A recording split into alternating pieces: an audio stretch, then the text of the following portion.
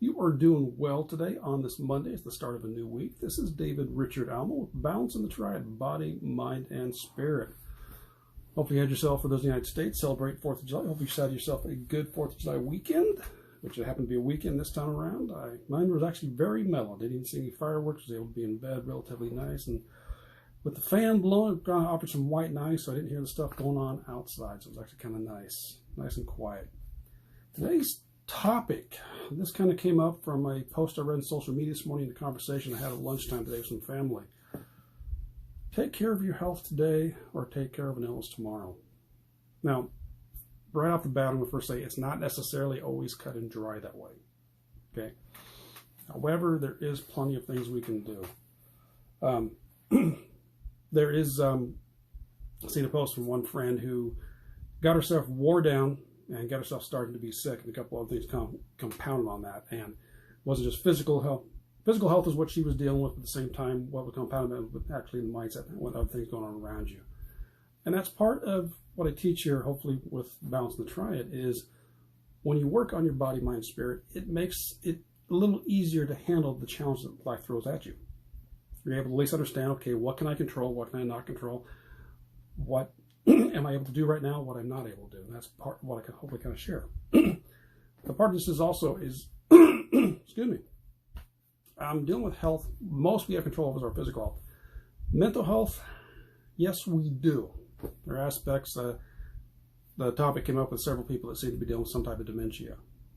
And if any of you had to deal with that, it's a tough one to go through. My grandmother actually had Alzheimer's, and anybody's had to deal with that, you know it's probably one of the toughest diseases to go through, because you lose your family members twice. The first time you lose them mentally. They don't know who you are, they don't know what's going on, what takes place, and then you start to lose them physically as their body systems start to shut down. And it's just, I know what I went through with my grandmother, and it's very difficult. And the idea of kind of dementia came up in conversation today, dealing with two separate people, came up yesterday with someone else. And it's just a tough one. One of the things, the more recent things I know from what I learned through Institute of Transformation Nutrition, they talked about Alzheimer's, was that idea that they actually found out it's actually starting to be related as an autoimmune disease. So take care of yourself that way there. And some of the research, that's what's shown is the way it works. It's just like an autoimmune disease. And for those of you who don't know, autoimmune disease is simply when your body attacks itself. There are some things you can do to help out with that. Another aspect about dealing with, I don't know why I got on this tangent about dealing with mental health, is to do what you can. It's always important to keep learning. Does it guarantee that's going to prevent things? No, it doesn't. However, it can at least offer sometimes a type of buffer, which means always learning something new. Always engage your mind in different ways to keep it learning, to keep those neurons and different things working for you, to form new networks, to keep learning something new. With physical health, I mean, it's taking care to be aware of what you eat. Just don't eat the junk food, all the sweets and candy you want. That has effect. Even if it doesn't show on the outside with weight, you gotta know what's going on inside with your arteries, your veins. So plays a factor right there. But get up and do some movement, preferably something every day. Does it have to be a full-on workout program? No, it doesn't. But do something on a regular basis. Eat good, healthy food. Get some regular sleep. Work your mind so you're constantly doing something to educate yourself. You learn a new activity, you learn a new skill. Get some games on your phone or tablets or computer that makes you stop and think, but do a variety of ones, not just the same ones all the time. Be aware of the positive information put in versus keeping on the negative stuff. Spiritually, get some good connection with yourself, good connection with others, and get good connection with your environment and or a higher being. And that's kind of all of that is the core of what Balancing the Triad is about. That's what I learned for myself. And it doesn't actually take a whole lot to do. You can put a whole lot into it if you want to. I mean, you can spend 36 minutes every other day or a day working out. You can spend 20 minutes meditating. You don't have to. To at least do something. Spend a couple of moments and some nice conscientious breaths is a huge step forward.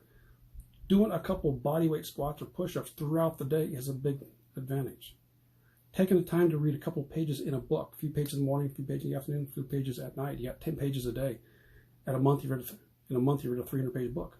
It doesn't take a whole lot of effort. Yet, it's something you have to choose to work on. It won't happen on its own. It's something you have to make a choice to work on, because, yeah, If you don't take care of your health, your physical health, your mental health, your spiritual health today, it means you line up for a illness tomorrow. And it all starts with what you do. One of the things that got me into working my body, mind, spirit when it started out of a little bit in high school into my community college and college years is I was more interested in prevention. It's like, I don't want to be sick. I want to be able to take care of myself beforehand. And that's one of the things that got me into doing this. And it's finally proved this point fully to me. Is, again, if you heard my story, I went in for a simple biopsy, but woke up in ICU because of complications with a bunch of tubes come out. But I'm going, oh, okay, I'm in ICU. Okay, no big deal. Cancer diagnosis a week later. It's like, yeah, okay, I can handle that. I did some research beforehand, knowing there's a good chance it was going to be cancer. So I did some research, ahead of time for myself. 8-hour surgery. Like, oh, okay. But that was proven that all the work that I did in here, in the head, here in the heart, and then physically through the body helped me get through that. So take a chance to start working on your health and wellness. Whatever area you want to start with. Baby steps each day.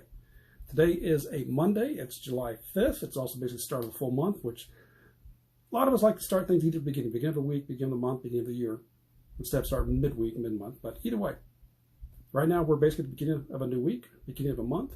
Start something today.